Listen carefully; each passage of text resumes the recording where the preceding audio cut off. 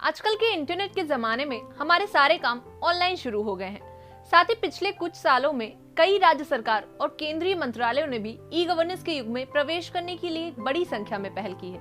हाल ही में national level पर digitalisation और ई गवर्नेंस के लिए उत्तर प्रदेश को ई गवर्नेंस के विभिन्न 5 क्षेत्रों में प्रेस्टिजियस अवार्ड्स मिले हैं, जिनमें से 2 उच्च शिक्षा विभाग द्वारा प्राप्त किए गए हैं। मुख्यमंत्री कार्यालय के यूपी दर्पण डैशबोर्ड को उत्कृष्टता पुरस्कार के लिए चुना गया है।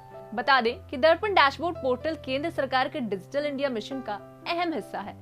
इस डिजिटल पोर्टल पर देश में चल रही सभी छोटी बड़ी परियोजनाओं की समय पर एक्चुअल प्रोग्रेस रिपोर्ट मौजूद होती है। उच्च शिक्षा विभाग को नया कॉलेज या पाठ्यक्रम खोलने के लिए ऑनलाइन एफिलिएशन पोर्टल और डिजिटल लाइब्रेरी प्रोजेक्ट के लिए CSI SIG यानी कि computer society of India special interest group e governance पुरस्कार 2021 मिला है। ऑनलाइन NOC संबद्धता पोर्टल द्वारा अब तक शैक्षणिक सत्र 2021-22 में 487 स्नातक NOC, 431 स्नातकोत्तर NOC और 138 संबद्धताएं ऑनलाइन दी गई हैं। राष्ट्रीय स्तर पर सम्मानित होने वाली 2 अन्य ई गवर्नेंस पोर्टल माइंड मित्र और सेवा मित्र हैं।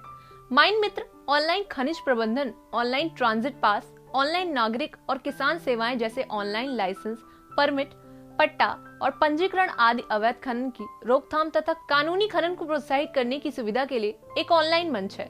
ये एकीकृत निगरानी और परिवर्तन प्रणाली जैसे स्वचालित चेक गेट, चेक गेट के लिए RFID handheld machine, mind tag आदि की सुविधा भी प्रदान करता है। ये सेवाएं और सुविधाएं आम जनता, किसानों, पट्टे धारकों, स्टॉकिस्टों और ट्रांसपोर्ट के लिए अत्यधिक उपयोगी है। सेवा मित्र भूस्थान के आधार पर ग्रामीण और शहरी दोनों क्षेत्रों में नागरिकों तथा कुशल श्रमिकों के बीच एक सेवा सेतु के रूप में कार्य करने के लिए ऑनलाइन प्लेटफॉर्म है।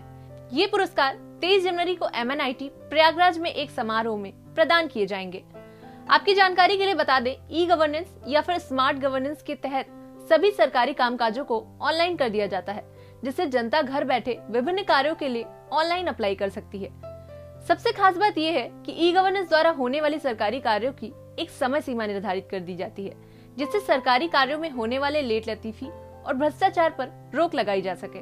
भारत में ई गवर्नेंस की शुरुआत 1970 में इलेक्ट्रॉनिक डिपार्टमेंट की स्थापना के साथ हुई थी, जिसके बाद 1976 में नेशनल इंफॉर्मेशन सेंटर की स्थापना की गई, जो कि आज भारत के लगभग 90% ई गवर्नेंस के कार्यों को देखता है। फिलहाल सरकार के लगातार प्रयासों से आज लगभग सभी योजनाओं की जानकारी इंटरनेट पर उपलब्ध है। फिर चाहे आपको इनकम टैक्स रिटर्न भरना हो, बिजली या पानी के बिल जमा करने हो, रेलवे या फ्लाइट की टिकट बुक करनी हो, नौकरी के लिए फॉर्म भरना हो या फिर आय, जाति और निवास प्रमाण पत्र बनवाने जैसे कई काम आप ई गवर्नेंस के जरिए इंटरनेट से आसानी से कर सकते हैं। यहाँ तक कि अब लोगों को अपने मुकदमों की तारीख के लिए भी कोर्ट नहीं जाना होगा, क्योंकि अब अदालतों को भी ऑनलाइन कर दिया गया है। आपको ई गवर्नेंस के चलते क्या क्या सुविधाएं हुई, हमें कमेंट बॉक्स में जरूर बताएं और ऐसी ही तमाम जानकारियों के लिए देखते रहें बातें यूपी की।